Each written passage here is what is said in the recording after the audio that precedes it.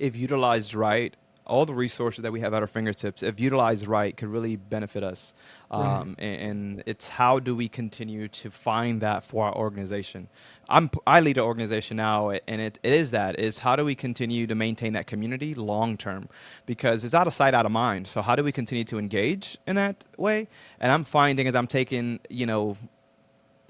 care of his board now after a year, it's like it was just nothing built for that. Like there was no database. We weren't collecting emails. We weren't just sending message thank you, something as thank you, a thank you message for people to just appreciate, feel appreciated in the sense, right?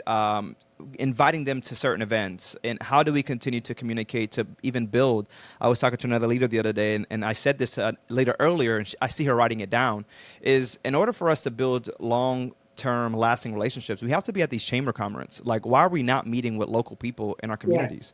Business partners. These are literally business partners. Once you tell your story, once you build a relationship, those are the same people that would invest thousands of dollars to the mission, not just because of the mission, but who you are as an individual, what you stand for, and what the organization stands for. So I think there's a lot of different things that people, low hanging fruit, that people can actually tap into. So thinking about low hanging fruit, Tim, if you can give somebody that one, two things that they can do today that could just maybe get eyes on the organization, or just maybe donors, what does that look like? Make friends. Make friends and tell your story. Go Mm-hmm. out, go to the chamber events like you're talking about. Go meet people at a bookstore. Plug yourself into the local things that are going on. I was just talking with one of my employees about how she was going to get me an invite next time her Hindu temple had something going on, because I've never been to a Hindu temple and I would love to. Mm-hmm. And we have a mosque here too. I need to get in and meet that community. I've patched in a little bit into the Jewish community. I've been preaching at Presbyterian churches, but it needs to go out farther and farther. And people just love when you reach out, because we're all lonely and we're hungry for Yeah. connection and relationship. And if you can do it over something meaningful, that's even better. Yep. Yep. And that's why I think I may have mentioned this a little earlier, but when I had a neighbor yesterday tell me like, "Man, am I going to be an electrician forever?" And I don't know. I said, "Hey, you don't know until you try something different." But because I speak to nonprofit leaders and I see all these transitions from a judge, that was in a courtroom to go to a nonprofit and love it and say, "Hey, it wasn't about the money; it's about the purpose that chasing that." So I tell this man, I said, "What do you love?" If it's being an electrician, I'm pretty sure nonprofits could utilize your services and get 5-10 hours a week goes a long way. But not only for the organization, but how you will feel. But even in that sense, the relationships that are being built. Now, someone that's seeing this electrician on property, oh, I need an electrician at my home. Like in reality, is how do we continue to sell the story and realize that we're all in partnerships? When someone walks into one of our establishments, that is a community member. How do we not only help them, but how do they help us in a sense, right? When you're getting a board together, getting board members that actually make sense for your organization, not just someone that's taking up a seat, but someone that adds value. I think there's just so many different things that when I look at organizations from just the outside perspective, I see they could do better. And Tim, everything you just mentioned is completely on par. Like find different communities to be a part of, because it's not just about the community you live in, it's even further than that, right? The whole world is kind of in a situation of fear. So today we're just talking to every single person. But if you're actually talking to your community, what information do you give them when they're kind of still walking on eggshells? I can imagine that people don't want to walk out their house. People don't want to go to their checkups anymore. There's so many different things that are happening. What is the message you provide to your community? Well, in our community, we saw a small dip in people showing up for their primary care appointments. That came back within about a week or two. Good. Surprisingly, um, our community as a border community has always been used to having people go back and forth, and it's just part of the ordinary. What we're seeing is, I was just talking with my property supervisor, and we're getting more vacancies because breadwinners are being deported.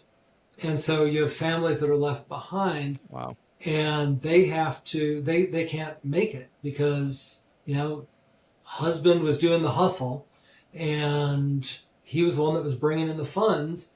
And now he's gone back to Mexico or somewhere else. And and the family is looking at having to move back to Juarez. So I think that we have to acknowledge that these are real fears. There is a real fear and a real crisis that's going on out there. We see the headlines in the newspaper, but the fear is out there. And the fear will and the anxiety will get in. You know, there people have less babies, for example, during wars. They just have fewer, and so part of that is that anxiety and that fear, and so people are more scared and they're less trusting in the future, which means that they're not thinking long term about their investments, which means our politicians are not thinking long term. And when we're so caught up in fear, we have to be able to take a step back. And that's where I keep coming back to my folks and say, we know how to do hard things. We have done hard things and we will get through this. It's not that this is an easy thing. It's not. But we know how to do this, and we get the opportunity to serve our people with creativity. Yeah, and I think it's easier said than done when we say this, Mm-hmm. but instead of living in fear, living in faith. But what does living in faith look like at this time, Tim? Someone that's kind of been on the other side of the community that, as we mentioned, was a pastor. So my vision comes from Revelation 21 and 22 and Isaiah 65, which talks about this peaceable kingdom, this place in which people will live out their whole lives. They can, as the Bible says, plant vineyards and enjoy the fruits from them. They will be able to have children not dying in infancy, old people living out their lives with dignity. And this is, in my faith, the future that will surely be. This is what's coming. And we can fight it, we can join in with it, but it's going to happen. And I don't know exactly how that's going to happen, but we get to be a part of making it happen. And so I've been given this one little piece to do. And my little piece is to make sure people are treated with dignity, that they have opportunities, that they have access to health care, to food, to lodging, and to education to further themselves. Uh, these are things that I can do. I can't do a lot of the other things. I can write to my congressfolk, but I can't make them pass certain laws. What I can do is what I can do right in front of me.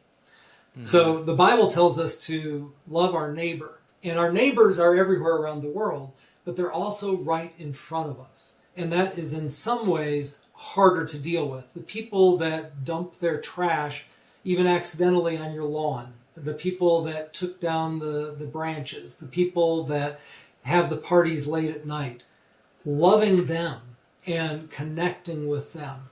I think that's what we can do. See what's right in front of us and go do it.